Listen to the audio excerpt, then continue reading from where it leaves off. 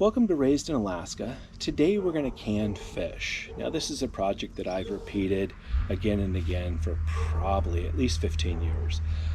And so in the beginning when we did it, I tried, we would write on the top of the jars and try different recipes. Some of this, some of that, one of these, one of those. Is lemon better than lime? Is this better than that? Should I add jalapenos in? Should I put onion in? Should I put scallions in? And so we've tried lots and lots of different things. That was probably on about year 3. I think on year 3 I tried 7 or 8 different recipes, ones that were given to me by other people and stuff like that. And we ended up with this one haphazardly, I guess. I always thought, and intuitively you would think, lemon is better than lime. But for some reason we had some lime in the refrigerator, so I cut it up and I canned some with lime in that initial batch. And I'll tell you, the lime turned out a lot better than the lemon, I thought. And so it's just become our standard recipe: a dash of salt, a slice of lime, and a slice of jalapeno. The jalapeno, a lot of the heat cooks out of it, and so it's just a tiny bit of zip to it. Most of my canned salmon, once in a while I'll just open up a jar of salmon and eat right out of it, but I'll tell you, when I do that, I'm hard up to hurry up and get a meal in me. I'd much rather use it to make salmon patties out of, or salmon melts out of, or something like that. I think that it's a much better way to do it. And you'll see in this process, and I've had people ask before, I do not add any water in the can. I put the salmon in, I squish it down, put the lid on it and can it. It does end up with some fluid in there. The product it produces seems a little on the dry side, but usually you're mixing it in with something anyway, so it's all fine. So we're gonna go ahead and get busy, and I'll show you how I can salmon. And if you have a better way or a better idea, or if you've used something better that you're like, man, this guy should know this, please put that in the comment section. We'd love to hear what your ideas are. So we're gonna get to it, and I'll do a little reflection at the end. Several years ago, I did some experimenting, and I tried like probably 10 different recipes. And the one that I personally liked best had some lime in it, and I thought I would like the lemon better, but I like the lime better. I don't know why. Had some lime and some jalapeno in it, and so I'm going to cut up these limes and get them ready to go. I'll cut up jalapenos and get that ready to go, and then I'll do all my jars with lemon, lime, and a little bit of salt, and then I'll stuff them with fish.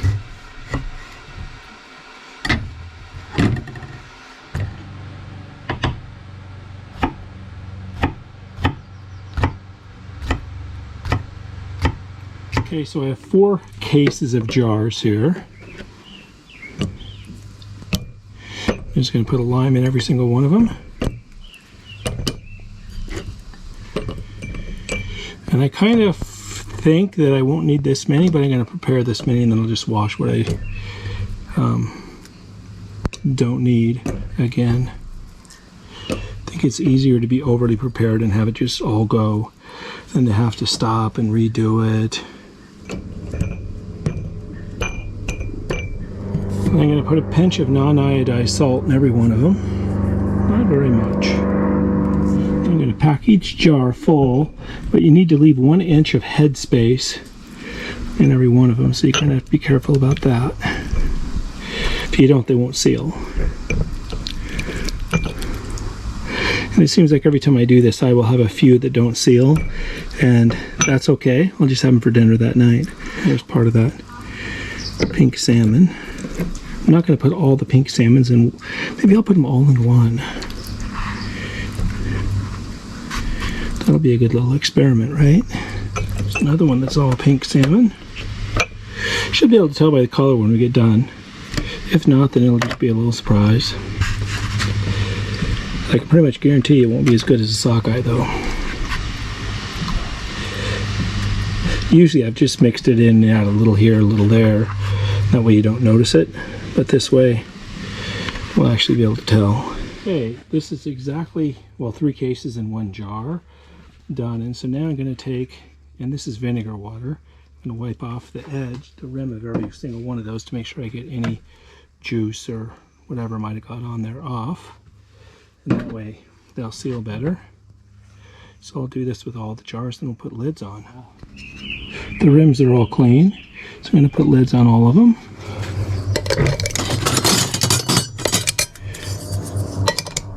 I'm going to put bands. I'm just setting them on here, and then I'll tighten them all up in a minute. I kind of like the assembly line method. I always think it goes faster. And now these are supposed to just be finger tight. I like that. Not gorilla tight. I'm going to put about 3 inches of water in this. I'm heating this water up, so this is nearly boiling. See, you probably got 2 inches in there. What you want to make sure is that the water does not get up in the seal here.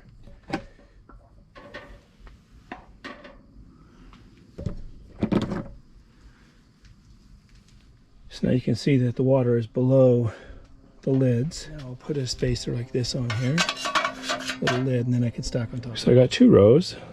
With these half-pint jars, I'm going to put 3 rows in here.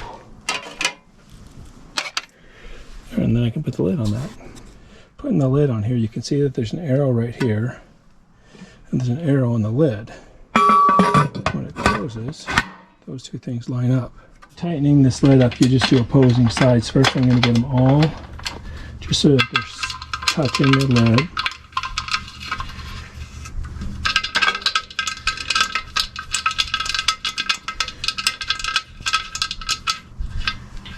And then I'm going to do like a quarter turn on opposing sides.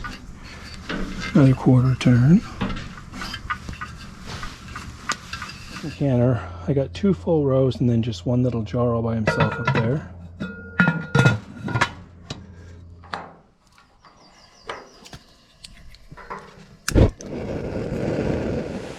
Okay, so what I'm looking for is straight steam without any air coming out. You can see that one's kind of sputtering. Once I get straight steam coming out, then I'll time it for 10 minutes with straight steam, and then I'll go ahead and put a weighted gauge on top. Okay, so you can see that's running straight now. There's no sputters. In 10 minutes I'll put this is going to go on for 10 minutes. Put that on there with the number 10 on the bottom. I just plug this one in, it's already gone. Okay, 30 minutes in. You can see we're at 10 pounds. And this is venting a little bit. 10 pounds. Venting just a little bit, so that is just running perfect. Okay, it's been 100 minutes. According to the National Food Preservation Site, when you're canning seafood, you should can it at 10 pounds of pressure for 100 minutes. So we're done. So now I'm going to turn heat off.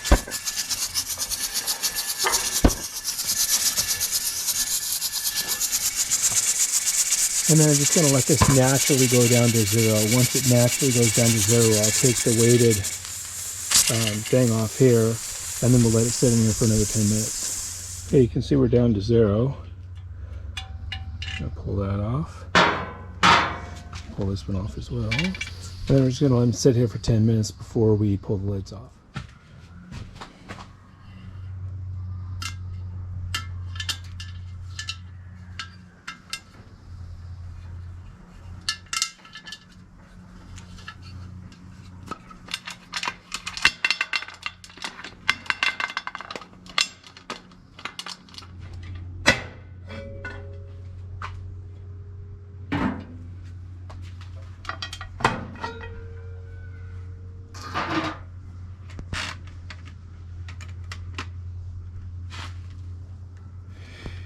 You see the bubbling in there means that that seal worked.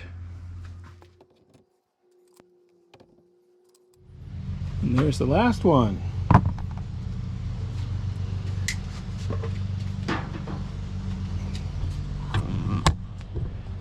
You can see there's still a little bit of water left in the bottom there. A little bit of water left in the bottom there, but not a whole lot.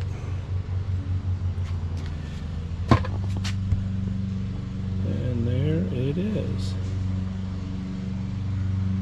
If you've made it this far, I would say I didn't really learn anything new in this process, because it is something that I've repeated again and again and again, and this is kind of the old standby.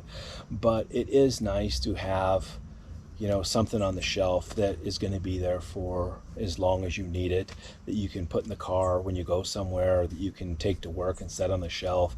Although I don't think eating salmon at work is a great thing because it gives you cat breath horribly.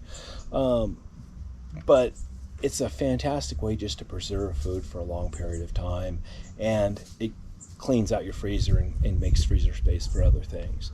So I'm a huge advocate of canning salmon, and I think that it's a fantastic way to do it. And it produces a different way to eat a product. I mean, normally, you fillet salmon, you cook it on the grill, you poach it, you bake it, whatever you want to do. This is just a totally different way to use salmon.